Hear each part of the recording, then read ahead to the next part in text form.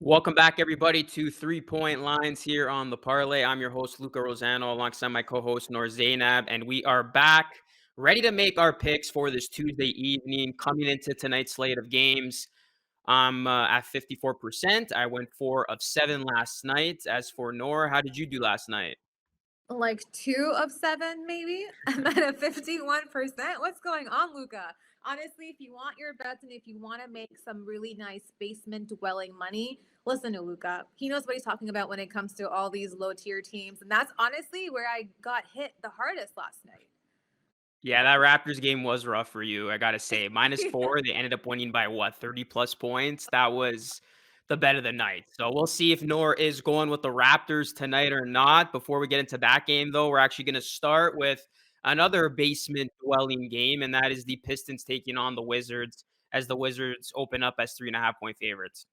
Are the Pistons the basement dwellers right now, though? Because I don't know what's in the water, but they have been on a roll recently. Their last three wins came against teams like the Cavs, the Celtics, and the Hornets. So they're beating really good Eastern Conference teams right now. And while the Pistons have won three of their last four games, the Wizards have actually lost three of their last four.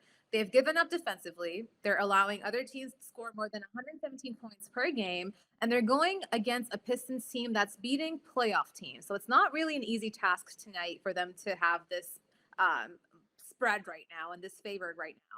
It still is just Kuz and Caldwell Pope doing everything. And while the Pistons do have help in Corey Joseph, Sadiq Bey, Jeremiah Grant, and Marvin Bagley Jr. off the bench. So their solid play as a recent has really impressed me, especially being able to make scoring opportunities off of offensive board. So I'm going to go with the Pistons here. How about you? Yeah, I like the Pistons too. They've been beating some playoff slash playing teams, like you mentioned. They upset the Cavaliers, the Hornets in 2 of their last 3 games, and this Wizards team has struggled a lot in their last 15 games. So you look at Washington too; they're just 7-9 against the spread as a home favorite this season. And the Pistons, they have been playing some good basketball. I don't know what is in the water, and I don't know what they said during that All Star break, but this is not a team that you want to play right now, and I think they will get it done. We're getting points, so yeah, take the Pistons plus 3.5. Well, you heard it here first. We're hopping on the K train, but sticking to the Eastern Conference tonight, we've got the Atlanta Hawks taking on the Boston Celtics, where the Celtics are favored by -6.5. Are you going to ride with the enemies, Luca? Yeah, this looks to be the game of the night or one of the games of the night. I was going back and forth on this game for a little bit, and I'm actually going to go with the Hawks and take the points. For as good as the Celtics have been, I think the Hawks will show up in this spot. The Hawks, they seem like that team that is ready to go on a bit of a run. They had that nice win against Toronto. They're getting guys back like Hunter, Clint Capella, and Trey Young. He is playing at an all-time high level right now. I know you look at the Celtics, they got Marcus Smart, Derek White, some very key defenders who could potentially slow down Young. But are you going to stop Young? I don't think so. I think this Atlanta team can get a lot of their offense going. And this is a team that's also been pretty good defensively over their last couple of games. So I think this is going to be a very good battle, back and forth affair. I still do think the Celtics win, but 6.5. I'm going to take the points, thinking that this game goes down to the wire. So give me Atlanta on the road here against the surging Celtics. Anytime we start off with a disagreement now, I know I'm gonna lose that one. It's not gonna end well for me, but I'm gonna stick this one out anyway, thanks to my character. But for this team tonight, you mentioned it. It's probably gonna be one of the better games of the night. You've got two teams who are trending in the right direction lately, but Boston, in my opinion, I think has been on this path longer than the Hawks have. In their last 14 games that Boston has won, each win has happened with more than 6 points. And they're also 20 of 11 at home this season, while the Hawks are 1 of 11 against the spread in their last 12 road games, and also against teams with winning home percentage over 600.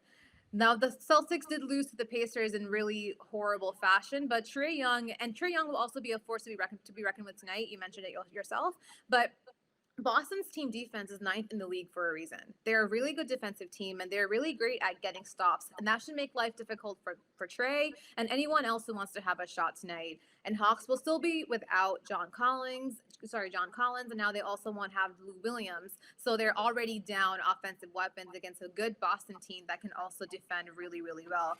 I don't really want to, but I think I'm gonna let the Celtics win this one.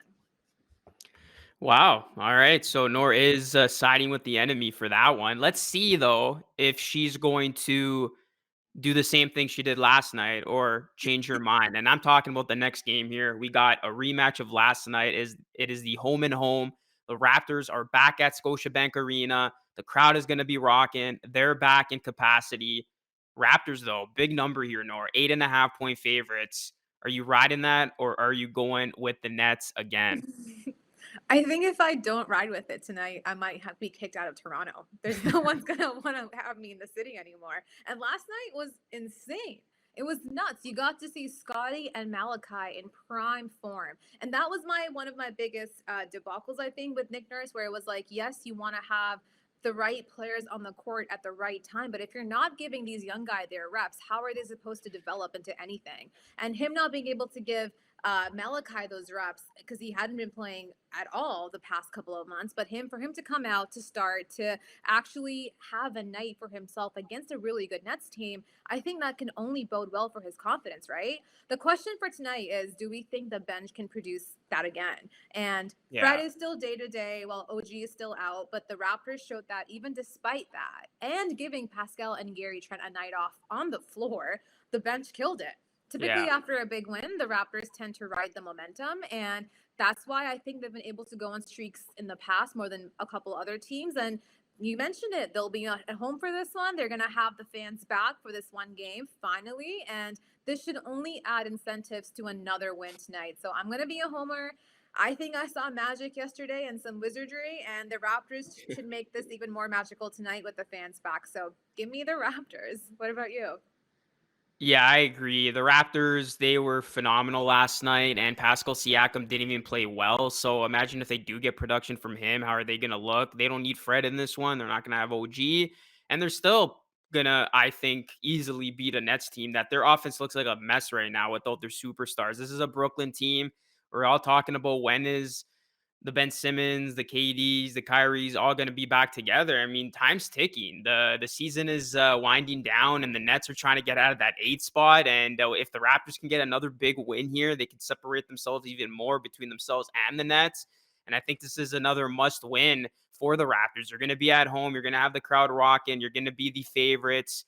And you should be able to do what you did last night and then some. So, yeah, look for a big night from Scotty Barnes, Malachi Flynn. And it was great to see what those two in particular did, given their minutes, and especially Malachi Flynn. He started in place of Fred VanVleet, and it was great to see Flynn have himself a great game. The bench stepped up, like you said, as well. So I can't see the Raptors falling off in this spot. I mean, Brooklyn, I think it will be closer tonight. I don't think it's going to be a 30-point blowout, but I could see the Raptors pulling away late. So yeah, I know it's a big spread, probably for many, but I'll lay the points here with the Raptors. I think Siakam's going to have a much better game too. So yeah, I think they find a way to cover the number.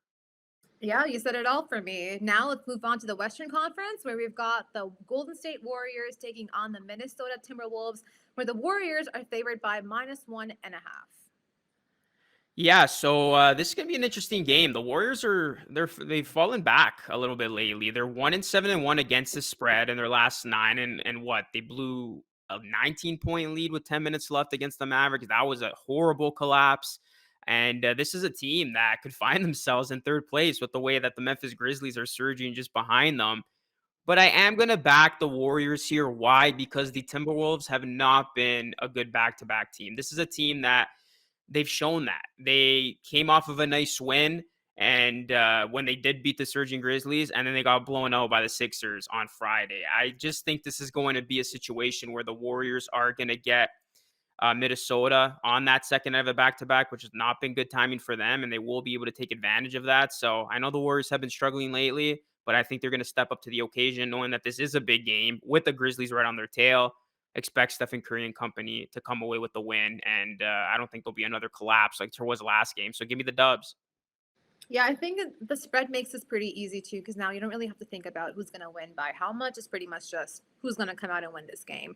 And you mentioned it, Clay and Iggy are already listed as out for tonight's game, which is why the spread is probably so close for this one. And Minnesota, You said it too, are on a back to back here after beating Cleveland last night, but they will be playing at home for this one. So while they are traveling back at home, at least it's not to a different city for the night, I guess. There's some kind of factor in there for me. I don't know. But when you pair anyone with Curry, you're giving yourself a chance as a team. With Wiggins, Looney, Kaminga, and Poole, Warriors can make this a game. But I kind of like where the Wolves are coming from. They've been trending in the right direction. And most importantly, they've got Cat, Anthony Edwards, and Russell all healthy right now. That might be too much of a task for Warriors, who saw the short-handed Cavs take an L against the Wolves last night. So I'm gonna take the Wolves. Actually, we're gonna disagree on this one. Nice. Yeah, you know what? I was leaning on the Wolves for a little while, and I just went back to the notion that, I mean, how many times can you bet against the Warriors? So we'll see who's right in that one. It's going to be a great matchup, one of many great matchups tonight. And we are going to move on now to the Clippers taking on the Rockets. And the Clippers, they have been looking really good without their superstars. They're laying a touchdown here. Are you going to take them? This is the only LA team I recognize. I don't know about you, but one team here is trying to make the playoffs while the other is riding the basement, hoping for another draft pick. Surprised the spread is as close as it is for a Rockets team who's pretty much given up on the season. Clippers have time and time again, you said it yourself, proved to be a force despite injuries and COVID. So at this point, the question is, will they win this game by 8? That's pretty much what I'm thinking right now. And honestly, I think so. I think we're seeing a lot more blowouts and big margin of wins happening lately in the NBA as a whole to begin with, which pretty much means that teams are getting ready for that push in the playoffs. And Clippers are one of them. They're just waiting to insert back PG and Kawhi into the lineup, and they probably will be the team of the West at that point, in my opinion. So I think this is a decent spread here, but the Clippers should be able to cover it no problem. How about you? Yeah, I agree with you. The Rockets are 7-16 against the spread as an underdog at home, and the team's got a league worst defense. They're allowing 99 points since Sunday's loss. And yeah, the Clippers, they don't have a great offense, but this is a team that they can hold their own, and we've seen that before. And this is just such a scrappy Clippers team that is quickly becoming one of my favorite teams to watch. I mean, look at what they're doing without superstars. Ty Lue's got everybody playing hard on the squad, and the Clippers, they've had some nice wins to their resume lately. So I think they're going to keep it going here. They're looking up in the standings. They're in the thick of things, and they know that Paul George is on his way back soon. Who knows what's going to happen with Kawhi? This is a very dark horse team, if you will, sleeper pick, if you will, in the West if they can get healthy at the right time. As far as tonight goes, the Clippers usually take advantage against teams that they should beat. So yeah, I will lay the touchdown here. Give me the Clippers -7. They'll find a way to get it done against the Rockets.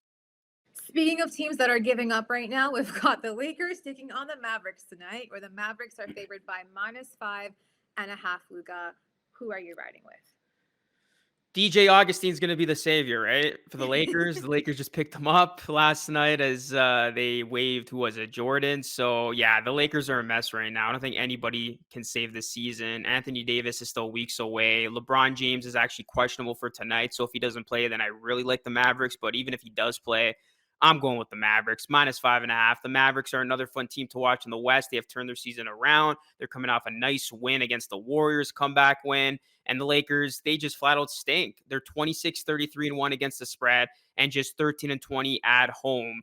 And they got booed their last time out. And I'm very interested to see what their reception is going to be in this game. Something tells me they'll be getting booed again after the Mavericks are done with them. So give me Luca Doncic, who's been playing like an MVP candidate lately, and give me this Dallas Mavericks defense and this offense to absolutely have their way with the Lakers in LA. Give me the On Mavs. one hand, you've got an LA team that's keeping it afloat and making the playoffs without their stars. And on the other, you've got one that can't even get into the playing spot with their stars in there. And their stars include LeBron James, Anthony Davis, and Russell Westbrook. So it's just insane to me. Not sure what's happening with the Lakers, but I think at this point, it's safe to say if any team's going up against them, pretty good bet to go against the other team. It's pretty good to lay the points against the Lakers here. And yeah, they've won one game in their last six, and they're trying to get out of a losing skid against this really good Mavericks team. That's not going to be smart. Dallas has been absolutely impressive since the Dinwiddie and Kristaps swaps, to everyone's surprise. No one saw that coming, and since then they've only pretty much been progressing. When you have a guy like Luca who isn't afraid of anything, not even going up against the biggest team in the league who has the best player in the world angry as hell right now, He'll go in there, he will play the Luca way, and he will get his team a big win. So I think Dallas is a team to ride with here. So give me Mavericks. Yeah, it's hard to bet against them right now, or I should say it's hard to bet on the Lakers given Yeah. their recent struggles. So yeah, we'll see what happens tonight. Only a couple games in the NBA, but as mentioned, we got a couple good ones, a couple notable games to look out for: Hawks, Celtics, Warriors, Timberwolves, and then Mavericks, Lakers. I mean, for as bad as the Lakers have been, it is always entertaining to watch their games just to Hmm. see what's going to happen. So those are the games of the night. We'll see how our picks do. Let us know who you like in the comments. Do you agree with me? Do you agree with Noor? Who do you think is going to win tonight's head to head? As we will be battling it out all season long to see who has the best record by season's end. We are picking NBA games against the spread every single day, Monday through Friday. This is 3 point lines here on the parlay. Myself, Luca Rosano, and Noor Zainab signing off. Thank you so much for watching, and we'll catch you all again tomorrow.